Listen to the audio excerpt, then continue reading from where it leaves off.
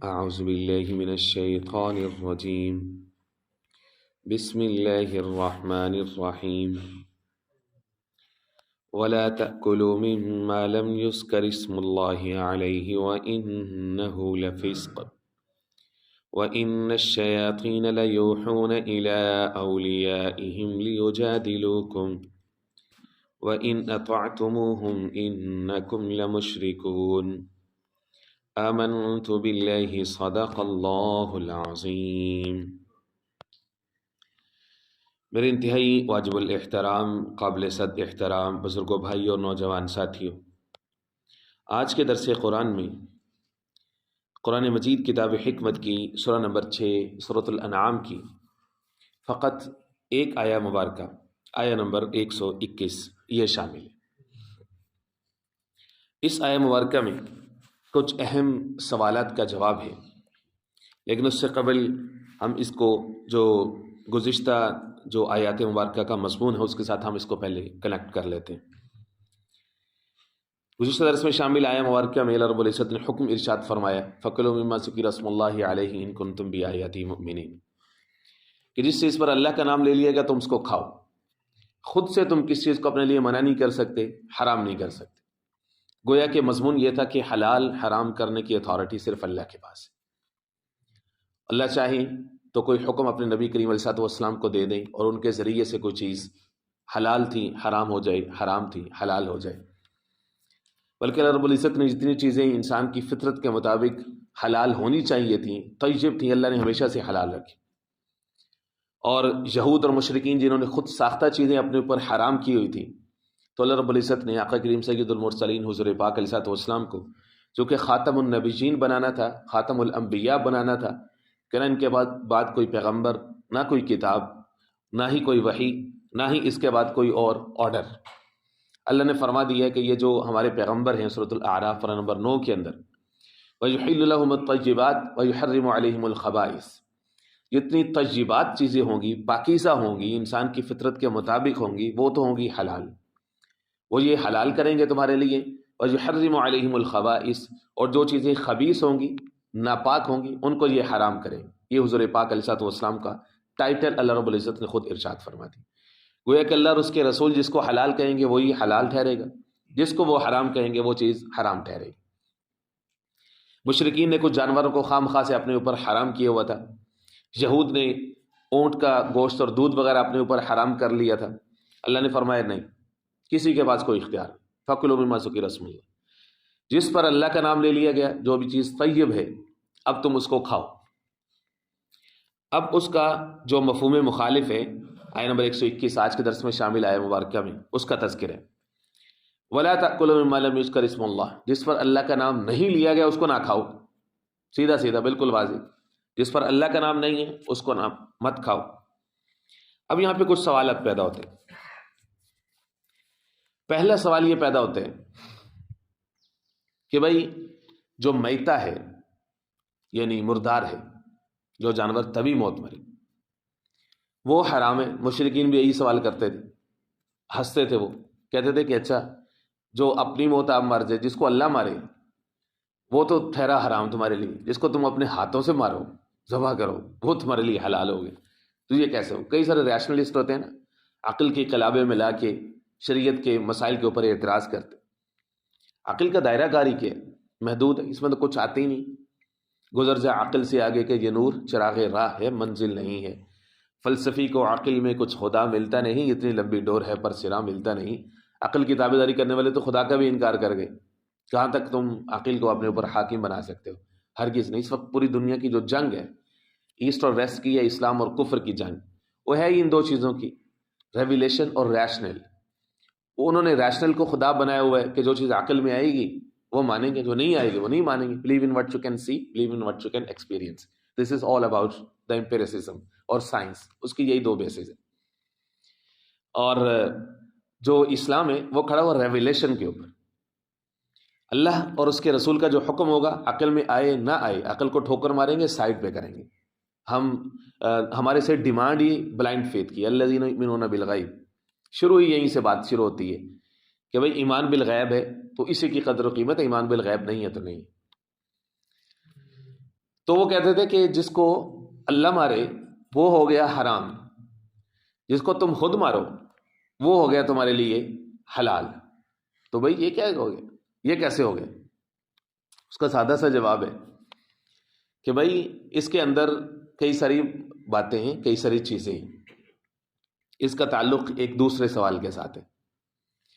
وہ دوسرا سوال یہ ہے کہ جو جانور جس کو تم کھاتے ہو، ایک تو وہ جانور ہوتا ہے جس کو تم کھاتے ہو، پھر اس کے اندر کردار ہوتا ہے چھری کا جو تم چلاتے ہو۔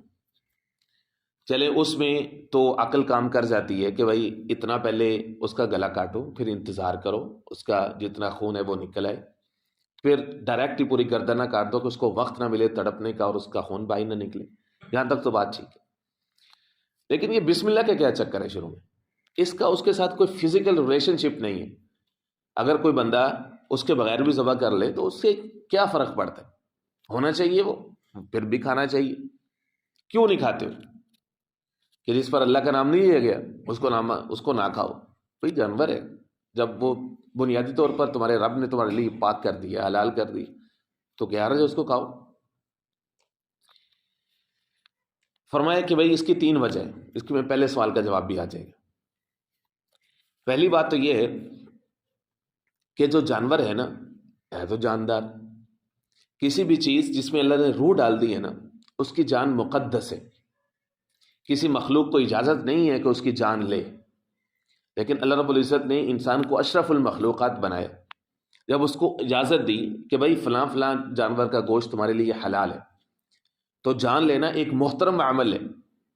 تو ڈائریکٹ خود سے آپ کو اتھارٹی نہیں ہے کہ آپ کسی جانور کی جان لیں، کسی بھی جاندار کو قتل کریں۔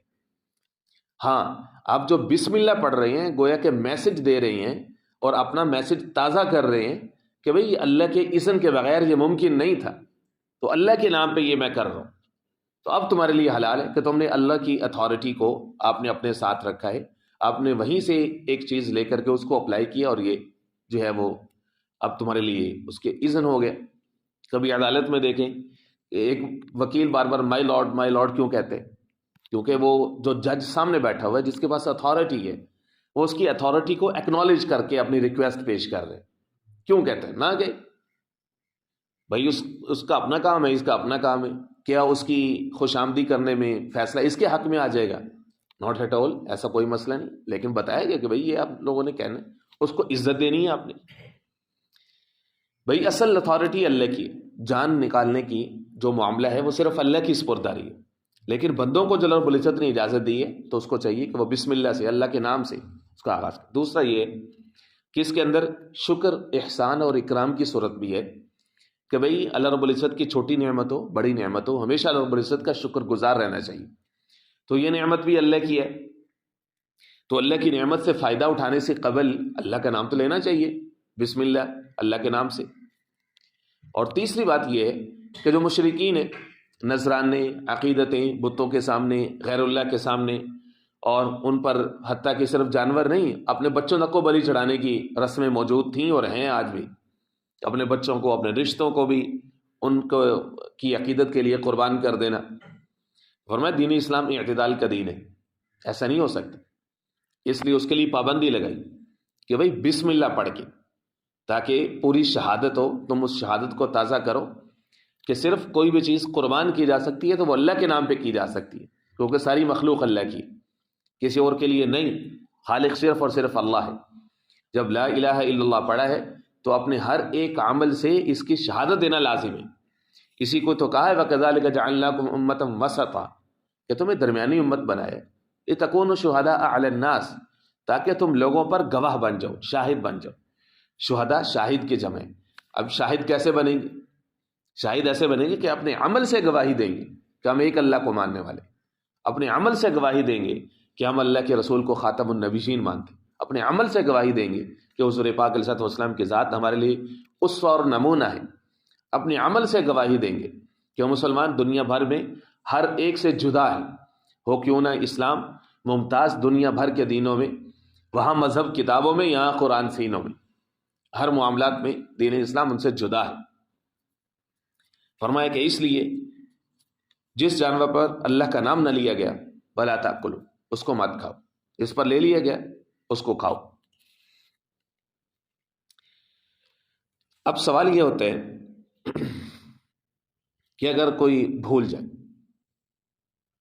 بھائی اس میں متعدد صورتیں، ملحد ہے، بے دین ہے، دہریہ ہے، سرے سے اللہ کو نہیں مانتا، تو اس کے تو نہ دل میں اللہ ہے نہ ہی اس کی زبان پہ، تو اس کا ذبیحہ تو مطلقاً حرام ہے، بلا چون و چنا، بلا شک و شبہ۔ دوسرا اہل کتابیں، پیپل آف دا بک، جن کو قرآن مجید کہتے ہیں، یہود و نصارہ، تو ان کا ذبیحہ حلال ہے، اصل ورڈکٹ یہی ہے، ان کا ذبیحہ حلال ہے۔ لیکن keeping in view the current situation جو پچھلے 200-300 سال سے چل رہی ہے، وہ اہل کتاب رہی نہیں، بلکہ ان میں سے اکثر و بیشتر جو ہیں وہ خدا کے احکام کے باغی، خدا کے باغی، اور اپنی ہی کتابوں کے احکام کے باغی ہیں۔ ان کی اپنی کتابیں کچھ اور کہہ رہی، وہ کچھ اور کرتے ہیں، اور صرف لبادہ ان کے اوپر مذہب کا ہے، ورنہ ان کے اندر اپنے مذہب کی پریکٹسز بھی نہیں ہیں، اور ان میں سے اکثر و بیشتر عملی طور پر ملحد ہیں، ایتھیسٹ ہیں، دہریہ ہیں، اکثر و بیشتر ان میں ایسا ہے۔ ہاں جو یہود کا ذبیحہ ہے وہ مسلمانوں کی طرز پر کرتے ہیں، لیکن ان میں بھی کچھ مسائل موجود ہیں عقیدہ توحید کے حوالے سے، تو بنیادی طور پر حلال ہے۔ مثلا اگر کسی جگہ پہ اگر کسی مسلمان کا سابقہ پڑ جاتا ہے یا کوئی مجبوری پڑ جاتی، تو اس صورت میں اگر وہ بلاد نصارہ ہیں، یعنی عیسائیوں کی بستی ہیں جدید زمانے کی، تو ان میں سے تو بہت زیادہ شک و شبہات بہت زیادہ ہوتے ہیں۔ آج کل ویسے بھی مشینی ذبح ہے، اور اکٹھا جانور کو پکڑ کے ڈائریکٹ کاٹ دیتے ہیں، اور وہ جو سنت طریقہ ہے، شرعی طریقہ ہے، اس کی تو بالکل اس میں پابندی ہوتی نہیں، کئی ساری ویڈیوز بھی آتی رہتی۔ اور البتہ یہ ہے کہ بلاد یہود ہیں تو ان میں تھوڑا سا زیادہ روم جو ہے وہ بن جاتے ہیں، کیونکہ وہ ذبیحہ کے اندر مسلمانوں کے زیادہ قریب ہے۔ تیسرا یہ ہے کہ مسلمان اگر بسم اللہ نہیں پڑھتا تو اس کی دو صورتیں، اگر تو اس نے عمدن چھوڑا ہے، جان بوجھ کے اس نے نہیں پڑھا، تو پھر وہ حرام ہے۔ اس کا مطلب یہ ہے کہ اس کے اندر کوئی نہ کوئی پرابلم ہے جس کی وجہ سے اس نے جان بوجھ کے نہیں پڑھا۔ دوسرا ہے کہ اگر ناسین ہے، یعنی اس نے بھول کے نہیں پڑھا، تو پھر اس صورت میں وہ جائز ہے، وہ حلال ہے۔ جمہور ائمہ کے نزدیک، امام ابو حنیفہ، امام مالک اور کافی سارے ائمہ کے نزدیک جو ہے وہ حلال ہے، کوئی حرج نہیں ہے اس میں۔ اس کی وجہ یہ ہے کہ ایک اور حدیث پاک کے اندر یہ آتا ہے کہ اللہ کا جو نام ہے وہ ہر مسلمان کے دل میں ہوتا ہے۔ بچپن سے اس نے پڑھا ہے، مسلمان وہ اپنے آپ کو کلیم کرتے ہیں، اور مسلمانوں کی صف میں آتا ہے، مسلمانوں کی جماعت میں آتا ہے، مسلمانوں کے مصلی پہ آتا ہے، مسجد میں آتا ہے، تو اس کے دل میں جو ہے وہ اللہ کا نام ہے، تو اس صورت میں پھر اس کو کھا سکتے ہیں۔ امام جساس رحمہ اللہ نے واضح طور پر یہ لکھا ہے کہ کئی سارے فقہا، امام مالک، حسن بن صالح وغیرہ سارے متفق ہیں، ان ترک المسلم التسمیۃ عمدا، اگر مسلمان تسمیہ کو یعنی بسم اللہ کو جان بوجھ کر چھوڑے، لم یؤکل، نہیں کھایا جائے گا۔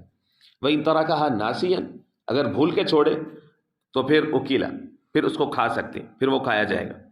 یہی رائے جو ہے وہ صحابہ اکرام میں سے جو ہے وہ اکثر و بیشتر کی یہی رائے ہے۔ وَلَا تَأْكُلُوا مِمَّا لَمْ يُذْكَرِ اسْمُ اللَّهِ، اور تم نہ کھاؤ اس میں سے کہ جس پر نہیں پڑھا گیا اللہ کا نام۔ وَإِنَّهُ لَفِسْقٌ، اس کی وجہ یہ ہے کہ بے شک یہ فسق ہے۔ فسق کہتے ہیں نافرمانی کو، کھلی بغاوت کو۔ تو بھئی تم ہوتے کہ انہوں کسی جانور کی جان لینے والے، کسی جاندار کا روح اور جان کا رشتہ توڑنے والے، تم کون ہوتے؟ تمہارے پاس کیا اتھارٹی؟ اگر تم نے خود سے یہ کیا ہے تو یہ فسق ہے۔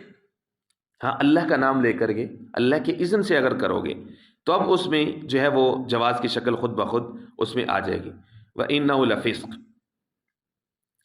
وَإِنَّ الشَّيَاطِينَ لَيُوحُونَ إِلَىٰ أَوْلِيَائِهِمْ، اور بے شک جو شیاطین ہیں، لَيُوحُونَ وہ دل میں ڈالتے ہیں، وہ خیالات ڈالتے ہیں، إِلَىٰ أَوْلِيَائِهِمْ اپنے دوستوں کو آئیڈیاز دیتے ہیں، لِيُجَادِلُوكُمْ تاکہ وہ تم سے جھگڑا کریں۔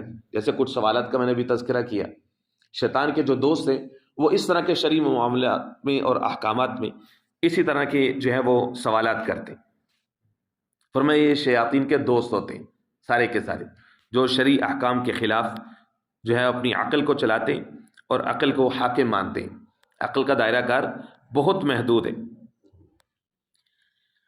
فرمایا وَإِنْ أَطَعْتُمُوهُمْ إِنَّكُمْ لَمُشْرِكُونَ، بالکل واضح طور پر اگر تم ان کی اطاعت کرو گے بے شک تم بھی مشرک ہو جاؤ گے۔